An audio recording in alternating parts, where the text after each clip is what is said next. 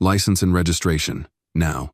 The voice was clipped, cold just loud enough to break the silence of the New Mexico night. Captain Naomi Brooks squinted into the beam of the flashlight piercing her driver's side window, its glare reflecting off the laminated edge of her military ID on the dashboard. She had been humming to a slow country tune seconds ago. Now, the night had gone still, except for the static in the officer's radio and the pounding of her own heartbeat. She rolled the window down halfway, kept both hands on the steering wheel. "Officer, may I ask why I'm being stopped?" Deputy Travis Colton didn't answer right away. He adjusted his grip on the flashlight, his other hand resting casually but intentionally on his holstered sidearm. "You were drifting between lanes. Looked like you might have been impaired." "I wasn't," Naomi replied calmly. "I'm coming from Kirtland Air Force Base. I'm active duty." That didn't seem to impress him.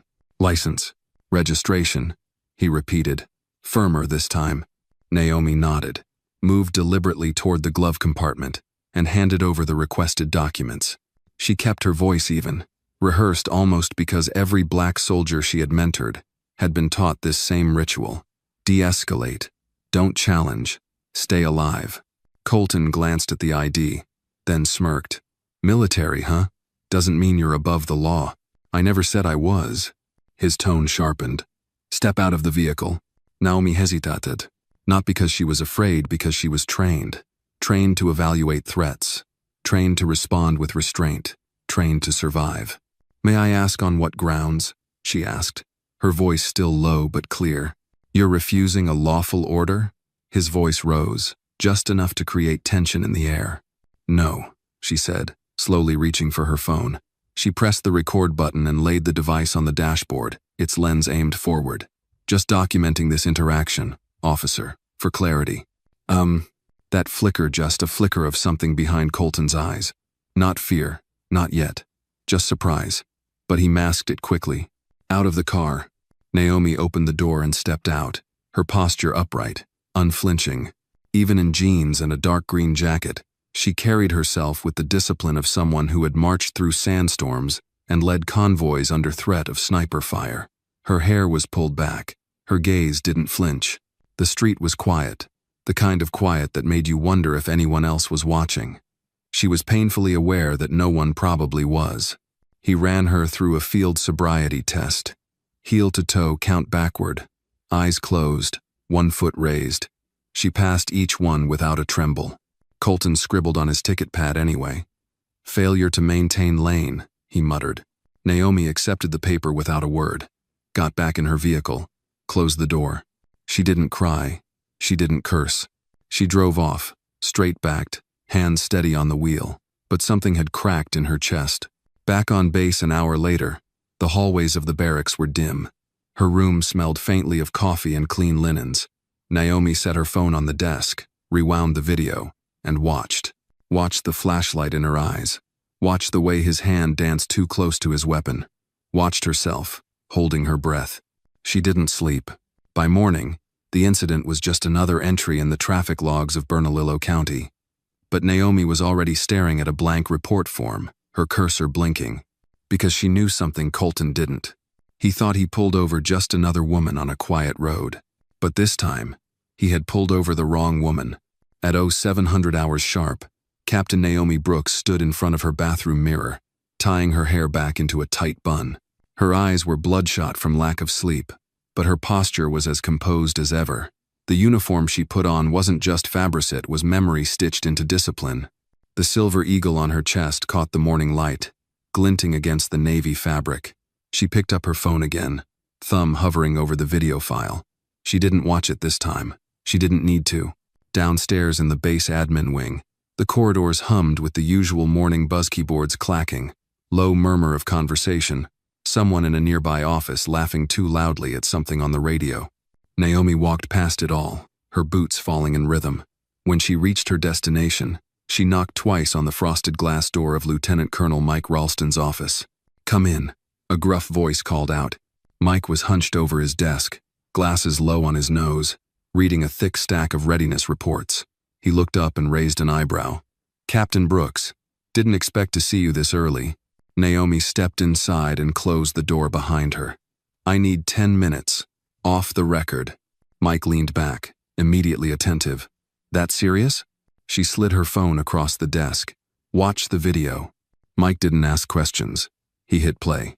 As the footage unfolded, his face shifted from passive interest to quiet fury. When it ended, he looked up and exhaled slowly through his nose. Where was this? 2 miles from the off-ramp outside Albuquerque. Last night. That deputy knew you were military? He saw the ID, didn't care. Mike folded his arms, gaze hard. You filing? I'm considering it, Naomi said. Mike looked her dead in the eye. What's stopping you? Naomi hesitated. Everything. The fallout. The politics. The whispering behind closed doors. I don't want to be the angry black officer making waves. You won't be, he said firmly. You'll be the officer who did the right damn thing. You have documentation, protocol on your side, and about 2 decades of exemplary service backing you up. If you let this slide, you're giving that man the exact silence he's counting on. She looked down. I know, Mike softened. You're not doing this for you. You're doing it for every young woman who comes through this base and wonders what to do when they're treated like dirt in uniform. Naomi nodded. Then I need to make it official. An hour later, she was seated in the base legal office with Major Eliza Chen, the senior military counsel.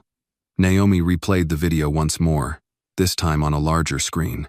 Eliza took detailed notes, her expression unreadable but focused.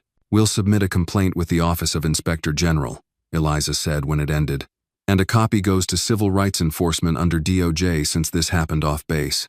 That deputy crossed multiple lines. Naomi's voice was quiet but unwavering. I want it to go to court, if it gets that far. Eliza gave a slow nod. Then we prepare for that. Across town, Deputy Travis Colton was sipping a lukewarm gas station coffee in the sheriff's office break room, recounting the stop to 2 fellow deputies. She had that officer tone, you know. Tried to play the I'm military card like I was supposed to salute and back off, he said, chuckling. Deputy Marks raised an eyebrow. You sure she wasn't someone important? Colton shrugged. Doesn't matter who she is. I was doing my job. Marks looked unconvinced. Yeah, well, some of those Air Force folks carry a lot more weight than you think. Colton waved him off. She'll forget about it by next week. Trust me. But he was wrong. That same afternoon, Naomi's formal complaint was submitted and flagged for internal priority handling. Along with the complaint came 2 attachments, the dashboard video she had recorded, and a signed memo from her commanding officer verifying her status, location, and the use of a government-issued vehicle at the time of the incident. By morning, the document had made its way to the DOJ's Regional Civil Rights Division and landed on the desk of Assistant Attorney Clara Yates. Clara, a sharp-eyed woman in her early 50s with a reputation for hating shortcuts, clicked through the video with a controlled intensity. She paused several times, taking notes. The moment the flashlight hit Naomi's eyes, the hand on the holster, the unnecessary escalation, Clara had seen enough traffic stop claims in her time to know when one was textbook and when one was something else entirely. She made a call. This is Yates. We may have a live civil rights incident in Bernalillo County. Yes. It involves a military officer. Yes, she's pressing forward. Naomi, meanwhile, returned to base life as usual, or at least, she tried. She led logistics briefings, oversaw supply chain updates, checked in with her junior officers. But underneath the composed exterior, there was a hum of energy she couldn't shake, like she had stepped out of a long, silent corridor and was finally speaking her name into a microphone. 3 days later, she received an official letter of acknowledgement from the DOJ and a separate notification from the local civil court. A hearing date was being set. A civil rights violation complaint had been officially logged against Deputy Travis Colton. Naomi sat at her desk, rereading the words. They weren't dramatic. There was no fanfare. But the message was clear. They were listening. She clicked off the screen, leaned back in her chair, and stared at the ceiling. The weight of the decision still sat on her shoulders, but so did something else resolve. A soft knock tapped against her office door. Come in, she said. Sergeant Daniels poked his head in. Ma'am, just wanted to check. You holding up okay? Naomi smiled faintly. I'm fine, Daniels. Just preparing. For what? He asked. She looked at him. Her voice was calm. For court. For truth. for whatever comes next. Ugh.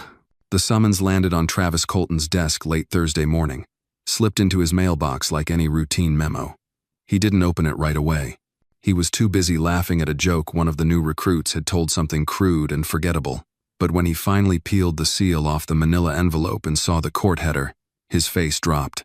He read the words once, then again. Notice of civil rights complaint. Plaintiff, Captain Naomi Brooks. Allegations: unlawful detainment, abuse of authority, intimidation. For the first time in years, his jaw tightened in silence. "Hey, Trav," called Deputy Marks, walking past with a styrofoam plate of scrambled eggs. "Everything good?" Colton flipped the file closed and gave a quick nod. "Yeah, just some procedural crap." But his hand lingered on the paper like it might burst into flame. That night, Naomi sat in her small apartment off base, poring over documents with her attorney, Delaney Pricea, civilian legal advocate contracted through the DOJ's Military Liaison Unit. Delaney was sharp, late 40s, with eyes that missed nothing, and a voice like a closing book, firm, final.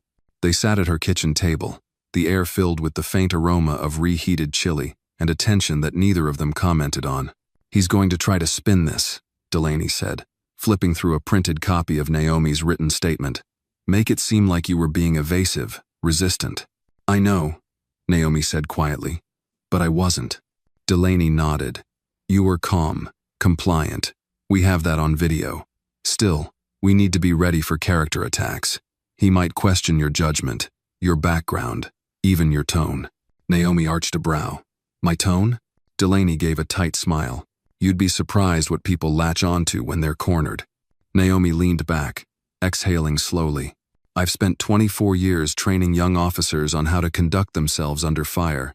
Now I have to prove I didn't raise my voice to a man who kept his hand on his weapon the entire time." "You don't have to prove it," Delaney said, tapping the folder. "The footage already does." A silence settled between them, the kind that stretches wide but isn't uncomfortable. Naomi's mind wandered to the recruits she was supposed to be training next week, to the supply convoy audit waiting on her desk, to the stack of letters from her late father she kept in the drawer by her bedside, his words always reminding her, "Don't just wear the uniform. Earn it, every day." The next morning, news of the case began circulating in hushed tones throughout both the sheriff's office and Kirtland Air Force Base. It hadn't hit the media yet, but inside the systems where hierarchy and respect danced a complicated tango, the whispers had begun. "Did you hear about Colton?" "Yeah. Some Air Force lady's suing him. Said he pulled her over for no reason. I thought she was just military. Turns out she's high-ranking. Captain, logistics officer, 2 deployments, not someone to mess with." At the sheriff's office, the tension was harder to ignore. Colton walked the halls with a little less swagger. When he entered the locker room, the banter quieted. When he sat at the break room table, no one joined him. They didn't say anything directly, but he could feel it. The atmosphere shifting, subtle but firm. Respect wasn't being offered as freely anymore. Authority wasn't assumed. By the time the court hearing was scheduled 3 weeks out, Naomi had compiled a full legal packet with Delaney, testimony, incident analysis, military record summaries, and a full transcription of the video with time codes for every verbal exchange. Delaney looked it over and nodded. "This is clean, tight, professional, just like you." Naomi offered a faint smile. "That's how I've survived this long." She stood and looked out her window. The desert sun was setting over the horizon, casting the Sandia Mountains in gold and purple hues. The road ahead wasn't going to be easy, but she had walked harder ground in combat boots, with lives depending on her judgment. Later that night, she received an email from a junior officer under her command. It was brief. "Ma'am, I heard about the incident. Just wanted to say thank you for not backing down. Some of us are still learning what that looks like." Naomi stared at the screen for a long moment. Her fingers hovered above the keyboard, but she didn't reply right away. She didn't have the right words yet. Not until this was done. At the sheriff's department, Travis Colton met with his own lawyer, man named Charles Brenner. Brenner was old school, wore suspenders, and leaned on the phrase, plausible intent, like it was armor. "She's military. She's calm. She's got footage," Colton muttered, pacing the empty conference room. Brenner nodded. But the law still gives discretion during traffic stops. You'll testify you feared potential impairment, hence the field test. Colton stopped pacing. She passed the test, perfectly. Brenner didn't flinch. Doesn't mean you weren't justified in conducting it. This isn't about perfection, it's about procedure. Stay inside the bounds of policy, and you've got a defense. But I didn't know she was anyone, Colton said, quieter this time. Brenner raised an eyebrow. Doesn't matter who she is. What matters is how it looks on paper and on video. Colton sat down heavily. He rubbed his temple. This was supposed to be just another stop. Brenner's voice hardened. Well, it's not. So you'd better stop thinking like it is. Across town, Naomi was finishing her nightly routine. She placed her phone on its charger, her boots by the door, and pulled down the shade over her window. Her reflection looked back at her older than she remembered, more tired than she'd admit, but steady. Still here, she whispered to herself as she turned off the light, her father's voice echoing in memory. Sometimes justice isn't loud, it's just patient. And this time, it would be hers. The morning of the hearing arrived crisp and cold, with frost lining the edges of windshields across downtown Albuquerque. Outside the Lucas County Civil Courthouse, the American flag flapped stiffly in the wind, catching the early rays of sun. Captain Naomi Brooks stepped out of the government sedan in full-service dress uniform, her polished shoes clicking softly on the concrete. Her ribbons gleamed in the light 2 deployments, 3 commendations, and a service record unmarred by scandal or misconduct. But none of that had shielded her from the humiliation of that roadside stop. Inside, the courtroom was modest but packed. No reporters yet, just a sea of quiet observers. A handful of military colleagues from Kirtland who had come in support. A few civilians who heard whispers of a civil rights case involving a cop, and 2 representatives from the DOJ seated in the back, scribbling on notepads. Naomi's attorney, Delaney Price, stood beside her at the plaintiff's table, adjusting her blazer with clinical precision. At the defense table, Travis Colton sat rigid in a gray suit, a stark departure from his usual department-issued uniform. His attorney, Charles Brenner, leaned in, whispering last-minute reminders. Travis's eyes darted across the room, landing briefly on Naomi. Their eyes met. He looked away first. Judge Cynthia Morales entered moments later, her presence measured and calm. A woman in her 60s with a reputation for fairness and a spine of steel. She took her seat, adjusted her glasses, and called the room to order. This is a hearing on the matter of Brooks v. Colton, regarding alleged civil rights violations stemming from an incident on the 12th of November. Counsel, are you ready to proceed? Delaney stood. We are, Your Honor. Brenner echoed here. The first half of the morning moved methodically. Preliminary statements were exchanged, procedural formalities handled. But when the court allowed for Naomi's direct testimony, the room seemed to hold its breath. She stood and approached the witness stand, movements deliberate, voice steady. Captain Brooks, Delaney began. Can you recount the events of the night in question? Yes, Naomi said. I was returning from a military logistics briefing in Colorado Springs. I was driving a government vehicle, heading southbound toward Albuquerque. I was not speeding, not swerving, and had not consumed any alcohol or substances. Around 11:30 p.m., I noticed flashing lights behind me and pulled over. Did the officer identify himself? He did. He did not provide a reason for the stop until I asked. He claimed I was drifting between lanes and appeared impaired. Neither was true. Delaney paced slowly. What happened next? He asked for license and registration. I provided them without issue. I informed him I was active duty. He showed no acknowledgement. He then ordered me to exit the vehicle. Did you comply? Yes. But I also began recording the interaction on my phone, given the sudden escalation and tone of his voice. Delaney stopped walking. Were you at any point combative? Number. Did you raise your voice? Number. Did you resist any of his instructions? Number. Naomi's tone was even, but the tension in the courtroom was electric. Every word she spoke was like a pin dropped on polished granite, quiet, but impossible to ignore. When Delaney finished her line of questioning, Judge Morales nodded to Brenner. Your witness. He rose, buttoning his jacket. Captain Brooks, would you agree that traffic stops are often tense situations for both parties? They can be, yes. And that officers are trained to respond to signs of impairment or erratic driving? They are trained to assess, but those signs must be present. Oh, is it possible you were tired from the drive? Perhaps unintentionally drifting. I was alert, focused, and the road was straight. No lane deviations occurred. Brenner tilted his head. And yet, the officer perceived otherwise. Is that not within his discretion? Naomi looked directly at him. Discretion does not excuse intimidation, and fear is not a substitute for probable cause.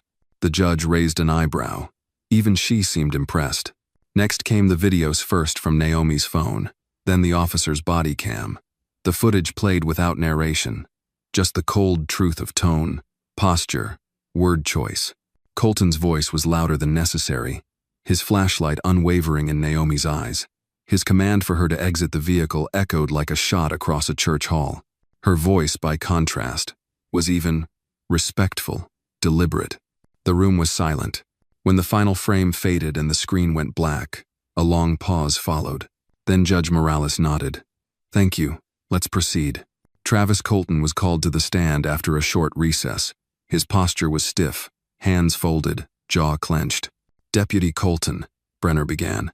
Can you explain your decision-making during the stop? I observed what I believed to be erratic movement. Given the hour and the possibility of impairment, I initiated the stop. Did Captain Brooks cooperate? She didn't resist, no. But she questioned me, filmed me. Did that influence how you handled the situation? I treated her like I would anyone. Delaney approached the bench with the court's permission. Deputy Colton, did you recognize her military ID? I did, but still ordered a field sobriety test? Yes. Despite no smell of alcohol, no slurred speech, no lack of coordination, I was being cautious. Was your hand resting on your firearm during the stop? I can't say for sure. We can, Delaney said, nodding toward the monitor. The footage confirms it. Colton didn't respond. Would you have treated her differently had you known her rank? His voice dropped. Probably. A ripple went through the courtroom. Brenner flinched. Naomi remained still. Judge Morales leaned forward. Let the record reflect that response. Outside, the courthouse steps stood empty. No cameras yet. But the weight of what had been said inside would not stay quiet for long. Naomi sat beside Delaney, her hands resting gently in her lap. I don't want revenge, she whispered. Delaney nodded. You don't need it. You just made truth stand up and speak. Naomi glanced at the bench, at the judge's closed expression, at Colton now fidgeting in his chair.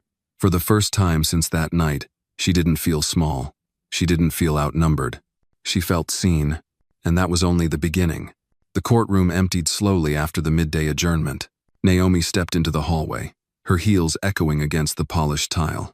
The air smelled faintly of floor wax and old paper sterile, quiet, and far removed from the chaos that had unfolded just minutes earlier inside. She didn't speak. Neither did Delaney. They just walked, side by side, until they reached the private conference room set aside for plaintiffs and their counsel.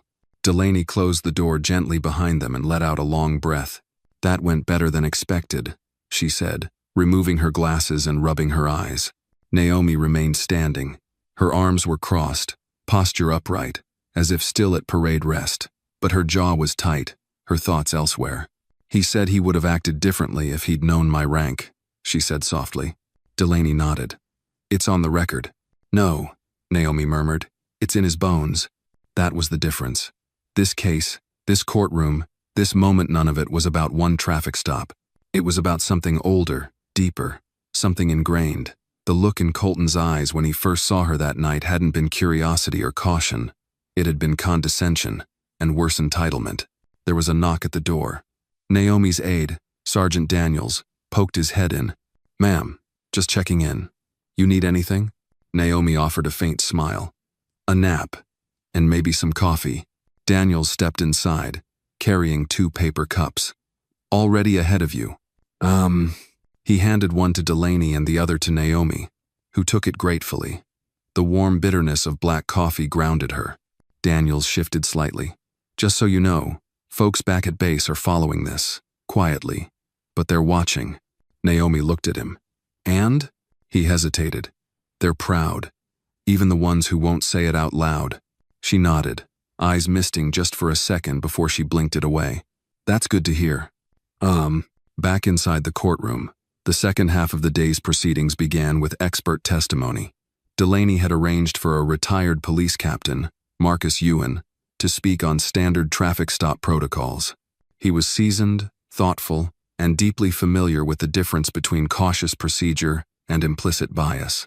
Reasonable suspicion must be based on observable behavior, Ewan testified. Not assumption, not gut feeling, especially when the subject is fully compliant. He pointed to specific moments in the body cam footage, narrating with calm authority. Here note the hand on the weapon. No indication of threat, no verbal escalation. That kind of body language has a chilling effect on public trust. Brenner's cross-examination was sharp but unsuccessful. Ewan didn't flinch. Meanwhile, Travis Colton sat silently at the defense table, his face blank, but under the surface, he was unraveling. The confidence he'd carried for years was cracking. His badge had always felt like armor. But today, it felt more like glass. During a break, Brenner pulled him aside. "You need to get a grip," he said, voice low and urgent. "This isn't just about your career anymore. This is about liability, public image, and that jury is watching you." Colton scowled. "She's turning this into a spectacle." "No," Brenner replied. "You did that when you dismissed her as just another woman behind the wheel." Colton looked away. By late afternoon, the court allowed closing arguments to begin. Delaney stood first, her voice steady, her presence commanding. "Captain Brooks did everything right," she began. "She was respectful, compliant, calm. She did not raise her voice, did not resist, did not provoke. And yet, she was treated with suspicion, met with forceful tone, and subjected to a test she did not earn. Why? Not because she broke a law, but because someone with a badge assumed she didn't belong behind the wheel of a government vehicle late at night. She walked slowly in front of the jury. This case isn't about punishing a mistake. It's about accountability, about reminding every officer who puts on a uniform that authority is not a weapon, that discretion is not immunity, that silence does not equal submission. She turned, eyes locking with the jury, and that even in a quiet desert night, justice still demands to be heard. Then it was Brenner's turn. He adjusted his tie, stepped forward, and began his final defense. "Ladies and gentlemen, we ask officers to make split-second decisions every day, to act in uncertain circumstances, to protect themselves and others. Was this stop uncomfortable? Yes. But was it unlawful? That's the question before you." He gestured toward the bench. Deputy Colton acted within the broad framework of his duty. He conducted a field test. He issued a citation. He did not detain. He did not arrest. He did not harm. Was he stern? Perhaps. But sternness is not a crime. He paused. What we cannot afford is a precedent where every uncomfortable encounter becomes a lawsuit. That's not justice. That's chaos. When the judge dismissed the court for the day, Naomi walked out into the hallway, her expression unreadable. The sun was low now, casting long shadows on the floor. She paused near the main doors, hand resting on the railing. "Captain Brooks," someone said behind her. She turned to see one of the jurors, middle-aged black woman, with silver-streaked hair and kind eyes. She wasn't supposed to speak, but she just offered a quiet nod. No words, just the silent confirmation that Naomi's voice had landed. Naomi returned the nod. Outside, a single reporter stood by the sidewalk, speaking into a handheld mic. The story hadn't gone national yet, but it would. Naomi knew the verdict was still to come. But tonight, as she drove home under the deep orange sky, she didn't feel powerless. She didn't feel like just another case. She felt like a line had been drawn in the dust, and she'd had the courage to step over it. And that win or lose already meant something. 3 days later, the courthouse was quieter. The public gallery held only a scattering of civilians and off-duty officers, some in uniform, some in jeans and leather jackets. No cameras, no news vans, just the hush of anticipation as everyone waited for the verdict. Captain Naomi Brooks sat calmly beside Delaney at the plaintiff's table. Her face was unreadable, hands resting lightly in her lap. She wore no uniform today, only a crisp black suit and a simple silver pin shaped like an eagle. But the posture remained, straight spine. eyes forward, unshaken. Across the room, Deputy Travis Colton sat rigid in his seat, his attorney murmuring last-minute reassurances. He looked worn. The edges of his collar were wilted, his tie slightly crooked. It wasn't just fatigue. It was something heavier: uncertainty, maybe even fear. The bailiff called the room to order. Judge Cynthia Morales entered, her expression as composed as ever, though the faint lines around her mouth hinted at the weight of what she was about to read. In the matter of Brooks versus Colton, she began, adjusting the papers in front of her. The jury has reached a unanimous verdict. Naomi inhaled once, slowly, then held her breath. The court finds in favor of the plaintiff, Captain Naomi Brooks. A pause, not dramatic, not theatrical, just a breath between consequence and clarity. The jury concludes that the defendant, Deputy Travis Colton, violated the plaintiff's constitutional rights during an unlawful stop, including the use of intimidation without probable cause and the abuse of discretionary power. Judge Morales continued, her voice unwavering. Though no physical harm occurred, the psychological and professional damage caused by the defendant's conduct is considered significant. The court hereby awards compensatory damages in the amount of $35,000 and recommends formal disciplinary review within the Bernalillo County Sheriff's Department. There was no applause, no gasps, just the sound of a chair creaking as someone shifted, and the echo of the judge's gavel as she finalized the ruling. Colton didn't move. His face was pale, jaw clenched so tight a muscle in his temple twitched.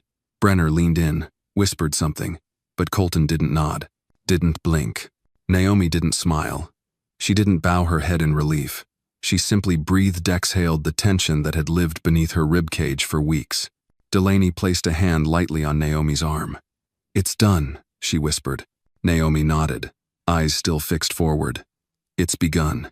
Outside the courthouse, the wind had picked up, tugging at coats and rustling fallen leaves across the steps. Naomi stepped out, the afternoon sun cutting through clouds in streaks of gold and gray. A reporter waited at the bottom of the stairs, microphone ready, but Naomi simply shook her head and kept walking. No comment, no performance. The record spoke loudly enough. Delaney followed close behind, flipping through a few last documents. "This will go public within the hour. Are you sure you don't want to release a statement?" "I'm sure," Naomi said. "I didn't do this for the press." She paused at the curb, watching a city bus rumble past. "I did this because if someone like me can be treated that way, someone trained, calm, connected, then what happens to the ones who don't have any of that? The ones who don't know how to de-escalate? Who can't hit record in time?" Delaney didn't answer. She didn't need to. Back on base that evening, the air was still and unusually quiet. Naomi walked through the main corridor of the logistics building, nodding to the few officers who passed by. Most didn't say anything, but their eyes lingered longer than usual. There was something in their looks: respect, yes, but also gratitude. Like someone had thrown a rope over a wall they weren't brave enough to climb. In her office, Naomi placed the court documents in a drawer and locked it. Not out of fear but finality.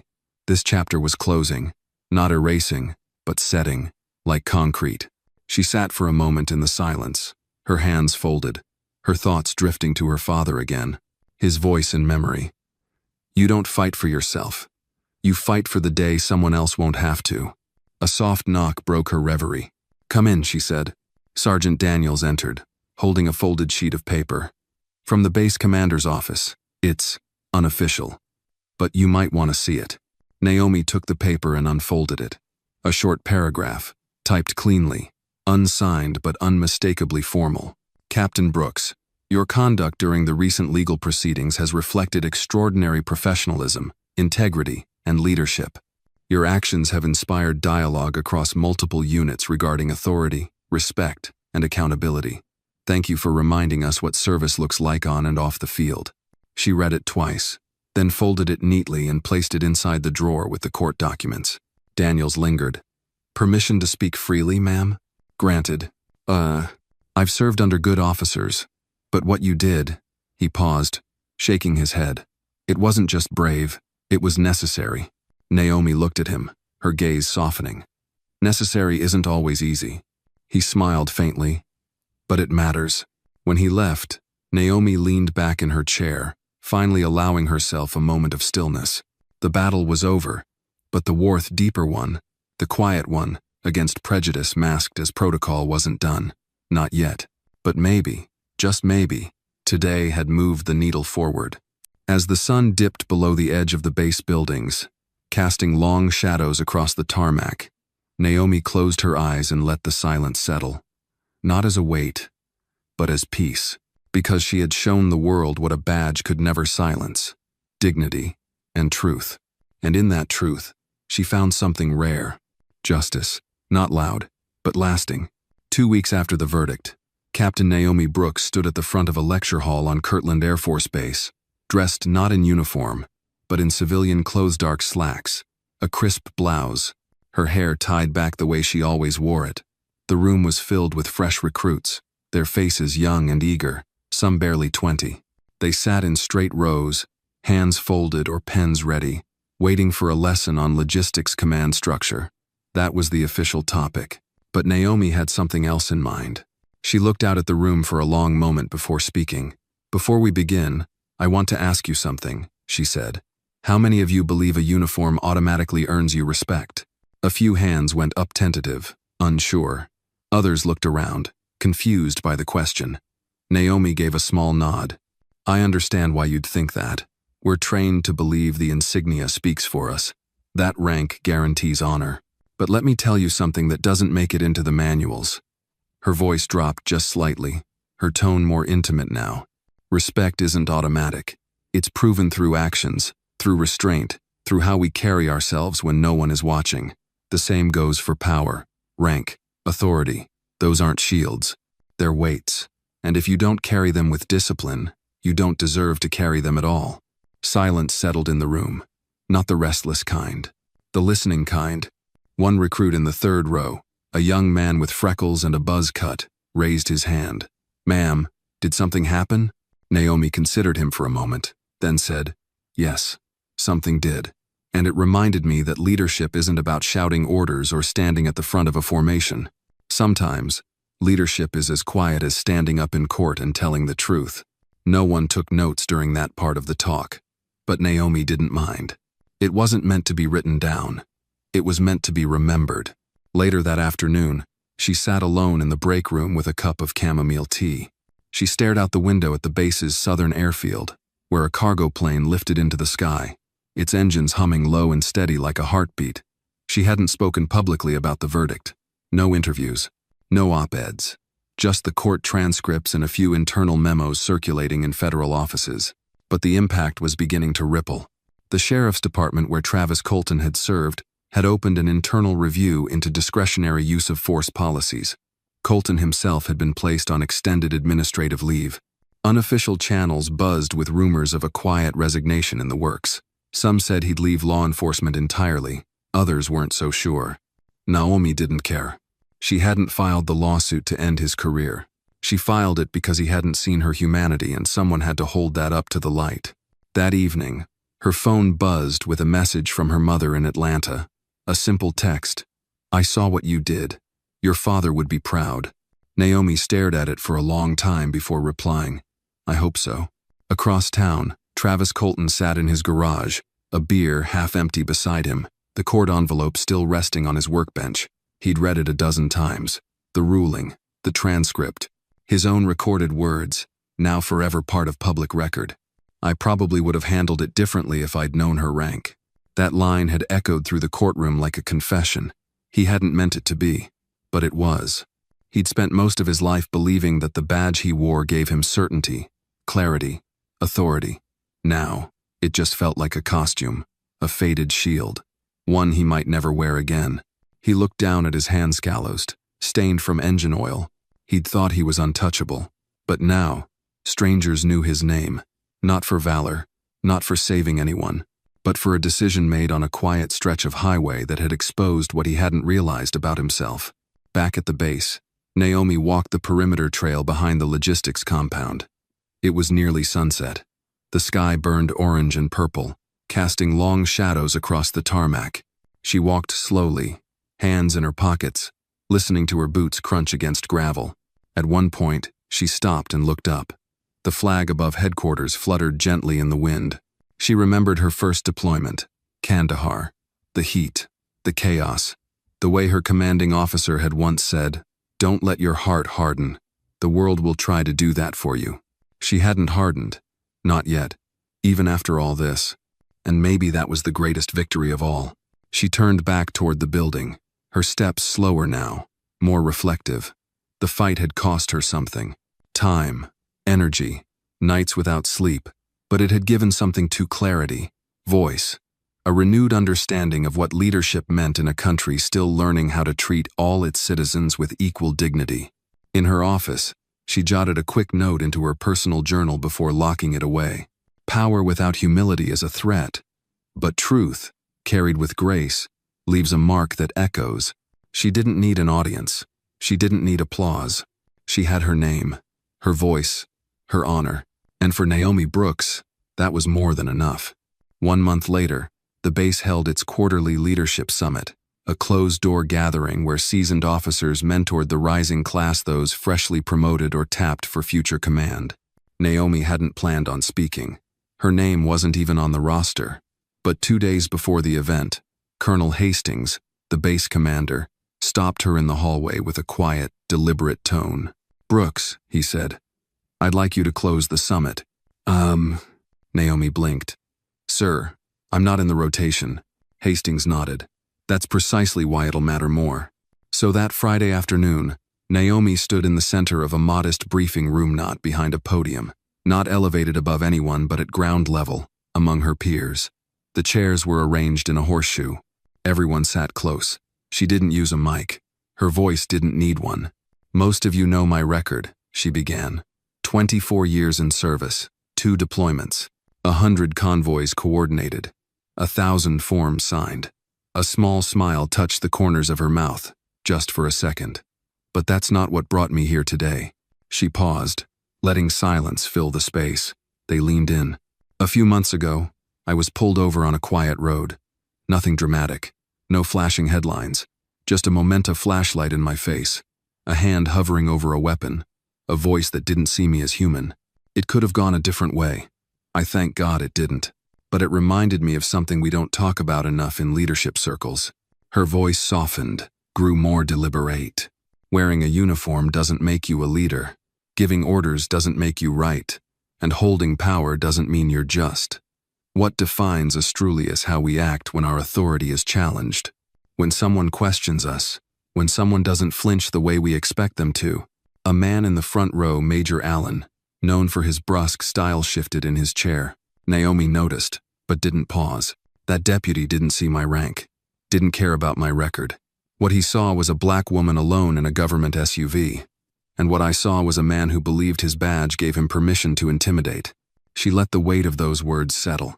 But here's the truth. Real leadership is accountable. It's honest. And sometimes, it's quiet. Not passive quiet. It doesn't shout to be heard. It stands still and makes others listen. She didn't talk about the court, or the ruling, or the aftermath. She didn't need to. They knew. When she finished, no one clapped. Not out of apathy, but respect. A different kind of silence, the kind that meant her words had landed, deep. Afterward, a young Air Force captain, biracial, maybe 28, approached her outside near the base garden. "Ma'am," he said, hesitating, "may I ask something?" "Of course." That day, when he had his hand on his weapon, and you hit record, were you afraid?" Naomi studied him for a moment. She didn't answer quickly. "I wasn't afraid for myself," she finally said. "I was afraid that if I didn't do something, I'd be letting him decide who I was. I couldn't let that happen." He nodded slowly. "Thank you." She smiled. "One day, it'll be your turn to do the same. Quiet doesn't mean invisible." Later that evening, Naomi sat on her balcony, sipping a cup of peppermint tea. The desert air was cool, the stars sharp and clear above. Somewhere in the distance, a coyote howled. She had a stack of unread reports on the kitchen table, a half-finished email to her mother saved in drafts. But for now, she just watched the horizon. Her phone buzzed once. A message. Unknown number. "I heard about the case. I'm sorry for the way I acted. You didn't deserve that." She stared at the message for a long time, her thumb hovering over the screen. The number wasn't saved, but she knew who it was. Travis Colton. She didn't reply. Not because she was bitter. Because the apology, while late, wasn't hers to answer. It was his burden to carry. She set the phone down and picked up her journal instead. Her pen scratched slowly across the page. Leadership is not about who follows you. It's about what you stand for when you're standing alone. Outside, the wind shifted slightly, brushing past the wind chimes she'd hung beside her door. They sang a quiet note, clear, brief, and true, just like her. 2 months later, the courtroom had become a distant memory, but its echo still lingered in unexpected ways. Captain Naomi Brooks stood at the edge of the parade ground on a brisk spring morning, watching a new class of cadets march through their final drill before commissioning. Their movements were sharp, eyes focused straight ahead, boots in unison. She folded her arms, her gaze steady but distant. It wasn't the precision she was watching. It was the transformation, raw ambition becoming disciplined intent. As the drill ended, the cadets filed into formation. Naomi was scheduled to give the closing address, a ceremonial tradition, but this time, the base commander had introduced a small change. He stepped up to the mic. "Before we close, I'd like to introduce someone whose leadership has recently reminded us all that the uniform we wear is only as meaningful as the integrity we bring to it. Captain Naomi Brooks." She stepped forward to a respectful round of applause, not thunderous but sincere. She paused at the podium, looking out over the young faces. Many of them didn't know her full story. Some had heard rumors. A few had followed the news reports. But she didn't need to retell it. "You're about to step into roles where your decisions, small or large, will carry weight," she began. "Not just because of your title, but because someone will be watching you for an example. Someone younger, someone uncertain, someone hopeful." She walked slowly, not staying behind the podium. "And there will come a moment, for each of you, when you are faced with a choice that isn't in any manual, a choice between doing what's easy and doing what's right." She stopped in front of the first row. "I want you to remember something when that moment comes. Authority is not about control. It's about stewardship. Your badge, your stripes, your title, they don't protect you. They oblige you." She let the silence hang, then continued. "Leadership is not a speech. It's not a salute. It's how you speak to someone who has no power to speak back." Her eyes scanned the crowd. "And when you find yourself being tested, not on a battlefield, but on a back road, in a quiet moment, where no one else is watching, how you carry yourself in that space will define you far more than anything pinned to your chest." When she stepped down, the applause rose again, this time with a different weight. Not louder, just deeper. That night, Naomi returned to her apartment and opened her inbox to find a message from the DOJ. It was an official update. Bernalillo County had revised its internal training protocols for discretionary stops. Officers would now receive mandatory bias and accountability training every quarter, modeled after elements of Naomi's own case testimony. Attached was a short memo from the department's Civil Rights Division. "Your case has created a measurable ripple. Change is slow, but you moved the tide." She read it twice, then closed her laptop with a quiet click. Outside her window, Albuquerque glowed softly under the silver sweep of moonlight. A plane blinked in the distance, rising higher through the night. She reached for a folder tucked into her bookshelf, labeled simply, "Personal, not for distribution."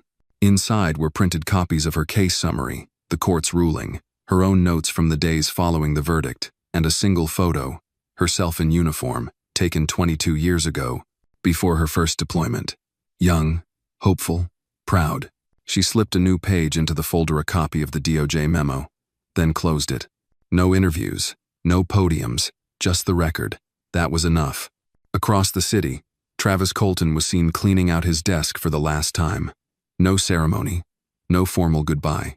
The department released a brief statement. "Deputy Colton has elected to step down following an internal review." No mention of the lawsuit, no admission of wrongdoing. But those who'd watched him for years noticed something different in the way he walked out of the station. Less certainty, less noise. Naomi didn't celebrate it. She didn't need to. Justice, she had learned, isn't about the punishment. It's about the reckoning.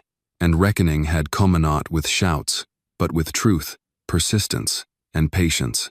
The following Sunday, Naomi stood at the front of a small community center, invited by a local nonprofit to speak to a group of young women of color preparing for careers in public service.